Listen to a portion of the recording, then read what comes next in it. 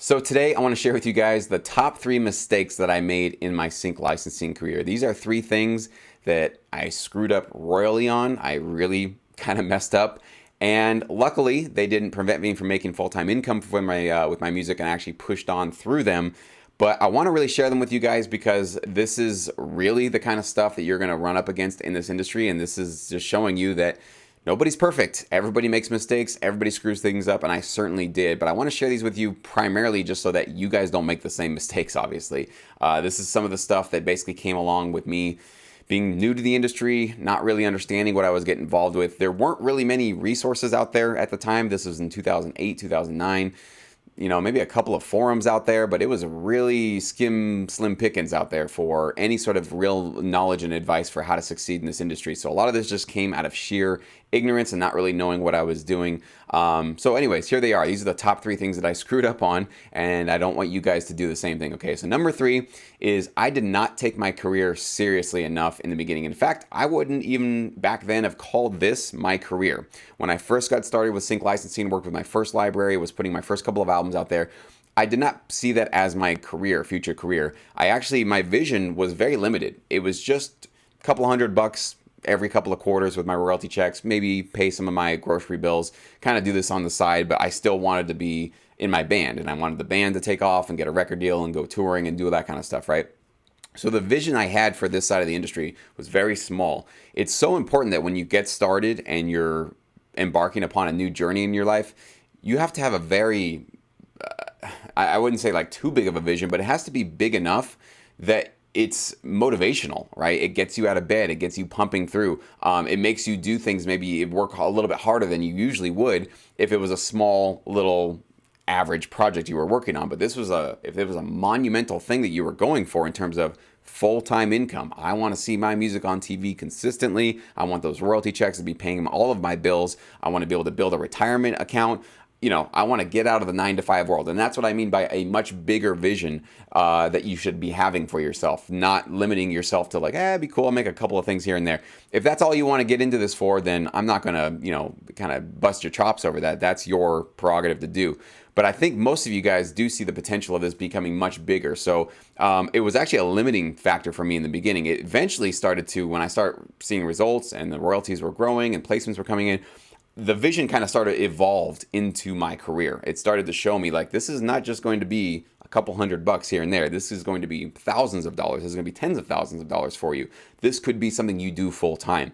So that started to dawn on me a few years into this business, but it wasn't there in the beginning. I didn't have that vision. So hopefully you guys do have a big vision for yourself. It's going to be something really powerful for you, especially when you hit those moments of doubt and lack of motivation and disappointing royalty checks. And just, your career can feel cold at times. It just feels a little bit stale out here sometimes when you're not getting a lot of custom jobs, your library's not giving you much from one month to the next. That big vision is what's going to push you through those moments. So I see a lot of producers giving up because, they didn't take it that seriously. They didn't have that big of a vision for their career and their future. And so when they hit some road bumps, they're just like, whatever. Why am I moving forward with this? It's too hard. So there was no fuel behind them pushing them through that. So that was the first mistake. Number 2, I gave up way too much of my writer share on various deals over the years than I'm comfortable with doing. And now I'm looking back on those deals realizing, man, I so wish that I would have pushed back on a lot of those offers. Some of them were actually really good deals because they basically guaranteed me a lot of placements in reality shows, and they were through certain contacts that I had. And in order for my tracks to get onto those shows directly, the middleman had to take a cut. So those ones, I'm not happy about it, but at least I understand that there was a reason for that. But there were many other situations where I was giving up my writer share without guarantees of placements in a TV show, just giving up writer share to get into another library. Those are the deals that I really regret. Those are the deals that I really wish that I had somebody out there to tell me like, hey man, why are they doing that? Why are they taking half of the creative energy that you put into this track, and they're going to take half of your paycheck for all the work you did into that, and there's no guarantee of a placement? It's just to get into another library. So in some ways, I feel like my ignorance in the beginning of this industry sort of let me agree to a lot of deals that were not great for me. And even to this day, when I get royalty checks and some of those old tracks that I got accepted back then, placed with 50% of my writer share cut out of my royalties. I still see those, even though I get a couple of them, and it's like, it still eats at me. It's still one of those things that I really wish that I hadn't have done. So please, for you guys moving forward, if somebody is going to be taking a percentage of your writer share, the only way that I'd say you would even start considering that, to be okay with that, is if they're saying, we'll guarantee you placements. Like, you will be making either upfront sync fees, or if not, maybe just only back-end royalties. But we have to be able to cut ourselves into this deal. But as long as you allow us to do that, we're going to be putting money in your bank account. That's when you're going to say, okay, you can take 50% of a whole pie or 100% of nothing, right? So that's when you want to really make sure that you're making the wise choice there and decide how valuable is this deal for you? How much income do you potentially see for yourself down the road, or just how many placements, right? But if it's somebody just saying, we'll get you into this music library among other, maybe 100 other composers, give us 50% of your writer share. We're not talking about the publisher side. We're talking about your writer share. And they're not contributing to your tracks. They're not co-writing your tracks. They're not putting vocals on your tracks. They're doing nothing creative with your tracks, but literally making a phone call or literally composing an email and passing it on to somebody else. Those are the kind of deals that I say, is that really necessary? Because guess what you can do? You can go directly to music libraries. You don't have to go through middlemen in this industry. You really don't. You can go directly to these libraries. They are expecting submissions from composers, most of them. They want to work directly with you. So there is this sort of fear out there, and I think it's a big myth about that. I think people see music libraries the same way that artists see labels, that like, well, you have to know somebody that works at the label to get accepted, because they're just going to throw away all the submissions. They don't listen to any of the demos or the CDs or anything that they get submitted to them. Might be true in the record label industry. Music libraries, not so much. And I would say 90 to 95% of libraries are in the business of, they have to have new submissions, new composers. They're looking for talent. They're looking for new people that want to work with them and supply their needs, because that's how they stay relevant. They have to consistently put out high quality licensable music, or else they go out of business. And, just face it, some composers flake. They might have a great roster of composers this year. Next year, 4 of them have kids, and they're suddenly a little more busy, and they're not contributing as much as they used to. They have to now find some new composers to start working with them, right? This is how this industry works. So don't be afraid. Don't feel that you have to go through some middleman to get into a library. Take a shot. You're gonna have to take a risk. Go out there, start submitting your tracks, and put your best foot forward and put together a really strong proposal per music library. Don't spam a whole bunch of companies. That is what most libraries or most composers are doing, and that's why they're not getting any results. It has to be customized, has to be specifically tailored to the library that you feel is the best for your type of music, okay? And the number one mistake that I can definitely caution you guys that I made, that I screwed up on, is it took me way too long to accept my limitations in my production, mixing and mastering skills, all the skills in terms of my product. I was just blissfully, I guess, ignorant about, or maybe willingly or willfully trying to ignore my weaknesses and just not accepting the fact that I wasn't a perfect composer. I would definitely hear my tracks next to other composers that were in the libraries I was with and know that theirs were louder, more hard-hitting, had better energy, had better structures, just felt better crafted than mine. But I just never went, okay, this is something I need to pay attention to, and I need to start focusing on improving that.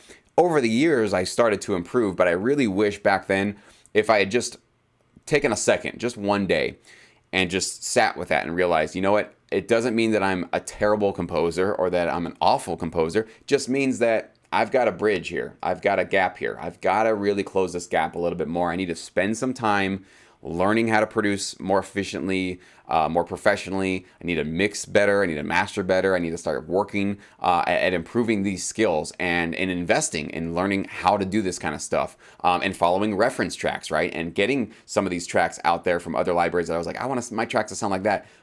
Getting them, or at least pulling them up on a screen next to my DAW, and trying to emulate a little bit more, and maybe even pausing a bit on constantly submitting to libraries, but just really focus on, I gotta boost up my production skills here.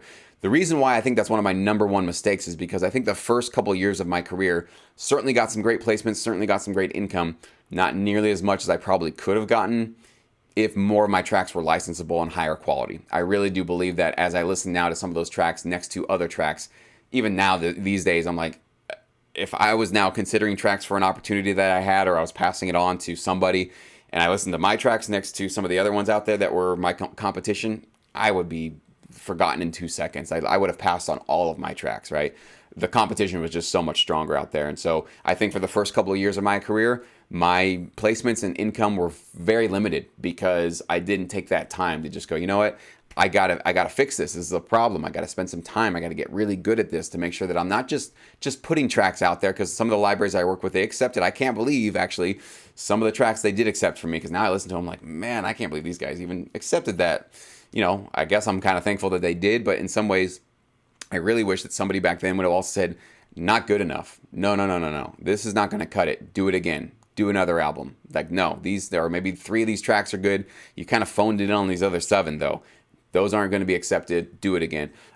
Getting sort of that tough love in the beginning probably would have helped me quite a bit in terms of just making sure that I don't make excuses for myself and let myself get away with kind of this, you know, subpar performance and the subpar product that I was delivering to a lot of these libraries. So for you guys, what I would say is, if you haven't gotten into a library yet, this is actually your golden time to do that, is to really make sure that before you start working with libraries, make sure that your tracks are on par with what you're hearing out there, with what the reference tracks are out there, with the tracks that have already been accepted by libraries. That's the fastest and surest way to understand, will you even be considered? If you hit play on your track and you hit play on a track they've already got in their catalog on their website, and yours are fairly competitive, you know, the quality of the samples, the energy, the emotion, the mix, it's feeling like it belongs there. It doesn't feel like it's a completely separate animal. All right, you can pretty much assure that you'll have a good chance of being considered. It doesn't guarantee you'll be accepted, but at least you're in their wheelhouse. But if you hit play and you hear that gap, like I heard many years ago, take the time, okay? Take the time, improve your production skills, improve your mixing skills, your mastering skills. Just do it. I'm just telling you, this is 11 years now of experience telling you this. You don't want to spend the first couple of years of your career submitting a whole bunch of music that gets very few placements.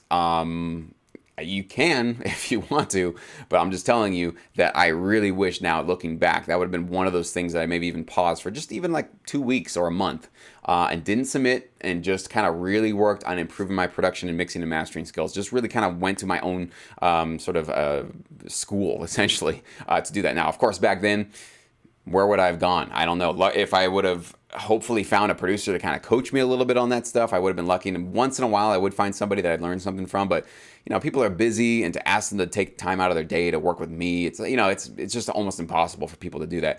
So that's one of the main reasons why I created Sync Academy, is to create that school for you guys and online. So don't have to fly anywhere. You don't have to travel anywhere to get to that. And you get to learn from professionals that are working specifically in the sync licensing business. This was also something that I didn't really have access to back then. I knew other producers that were trying to write, you know, pop records or write records for bands or artists or that kind of thing. But sync licensing, there was like nobody out there really that could come and coach and mentor me in my studio to show me, okay, this is how you create a track. This is how you craft it. Here's the transitional elements you should have. Here's how you build that interest along the way, create that hard, definite hit ending. Here's how you make sure that you hit the emotional tones. Here's how you analyze a reference track, mixing, like all the stuff that we now have in Sync Academy. None of that was available. So take advantage of it, you guys. If you are Sync Academy members, you should be making sure you watch those tutorials. Obviously, don't let that just sit there and you're not taking advantage of that. It is something that will absolutely potentially shortcut that process for you, for making sure that you don't just continuously submit subpar tracks to the libraries you're working with, and in fact, boost your production, mixing and mastering skills much quicker than it would be on your own. And of course, the feedback corner is in there for you as well, right? So to understand, if you're getting a lot of sort of, you know, you're submitting in the academy and you're kind of getting some, well, this could be a little bit stronger, your tracks could do this, or, you know, I don't feel like the mix is got the full range of the low and the high frequency spectrum, you're kind of a little bit limited here. If you're getting a lot of this sort of like pushback from other members, that's saying something to you that you're not quite there yet, which is good. You should know that now before you get tracks out there. In fact, I think it would be a bit of a curse if a library does accept your tracks when they are in that subpar level, just for the same reason it was for me. That, yeah, I was getting my stuff out there, but what's the point of having 1,000 tracks in a library if you're not getting a lot of placements? It doesn't do you any good. High quality tracks that are licensable, that are going to be competitive on a catalog, in a library's catalog. That's actually what's going to get you to that next level in terms of getting you that passive income that you're looking for that big vision, as we talked for, right? Either full-time income or large chunks of part-time income, whatever that vision is for yourself. But that's the only way you're going to get that. So anyways, guys, I hope you found this useful. Please leave a comment below what you thought. I'd love to hear your thoughts. Do subscribe. I put out useful videos like this every single week, twice a week, and do leave a like. That's really great because it helps other composers and producers find my channel if they're interested in getting involved in sync licensing. And as you guys are figuring out, it is basically probably the best side of the music industry, and it's so awesome that this even exists. So I'm thankful that it's here. Even making these mistakes, I still think it's the best thing that every choice I ever made for my music career all those years ago in 2008 when I just decided, yes, let's just go for this thing and see where it goes. Best decision I ever made in my life, and I think those of you that have already made that choice, I think you will in the long run also agree it was the best decision you made for your career.